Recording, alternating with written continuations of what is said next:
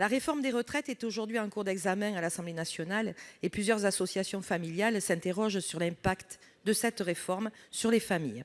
Aujourd'hui, il existe 3 dispositifs complémentaires pour les parents: la majoration de durée d'assurance, la MDA, l'assurance vieillesse des parents au foyer, la VPF, les majorations de pension pour les pères et mères de familles nombreuses. Ces droits jouent un rôle majeur dans la réduction des inégalités femmes-hommes en matière de retraite, puisqu'ils bénéficient à plus de 70% aux femmes et qu'ils représentent en moyenne plus de 10% des montants de pension des femmes.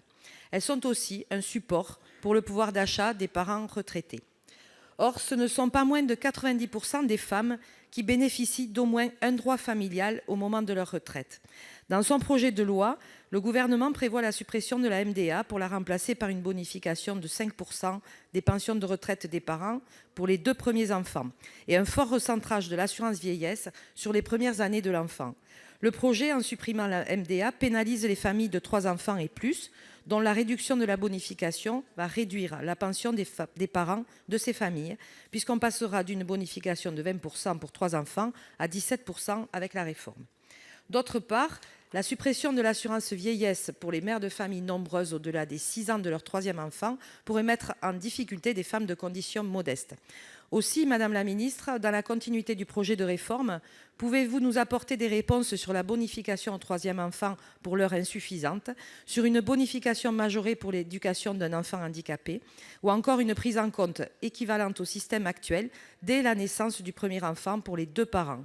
Pouvez-vous donc aujourd'hui nous confirmer que les changements de la réforme ne pénaliseront pas les droits familiaux de retraite? Merci Madame la Ministre. Madame la présidente, monsieur le président, madame la sénatrice, j'ai déjà répondu sur la question de la bonification de la retraite au 3e enfant. Peut-être revenir sur la question spécifique des enfants en situation de handicap sur lequel vous avez posé une question. Le système actuel repose principalement sur le système de l'assurance vieillesse des parents au foyer, ce qu'on appelle l'AVPF, qui est un système de validation de trimestres d'assurance et de paiement des cotisations par la solidarité nationale pour un montant équivalent au SMIC pendant une certaine durée et sous certaines conditions.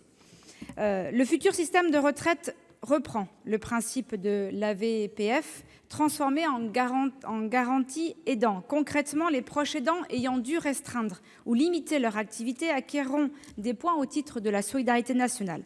Par ailleurs, nous améliorons le système. D'abord, nous avons voulu combler certains vides actuels. Par exemple, dans le futur système, les mères d'enfants handicapés ayant un taux d'incapacité inférieur à 80%, mais quand même important, pourront bénéficier de ces points. De même, les proches aidants de personnes en fin de vie bénéficieront du congé de solidarité familiale qui est conçu pour accompagner la fin de vie d'un proche et donc pourront là aussi bénéficier de points. Enfin, les proches aidants de personnes ayant perdu leur autonomie du fait de la maladie ou de l'âge pourront en bénéficier lorsque la perte d'autonomie est particulièrement importante. Ensuite, nous avons voulu aussi marquer une solidarité nationale particulière envers les parents d'enfants handicapés qui s'ajoutera à cette large garantie aidant.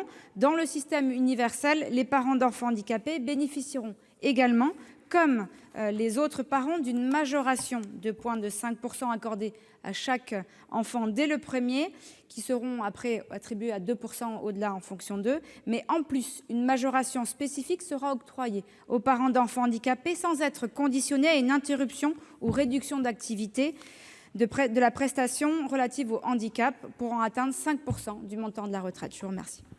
Merci.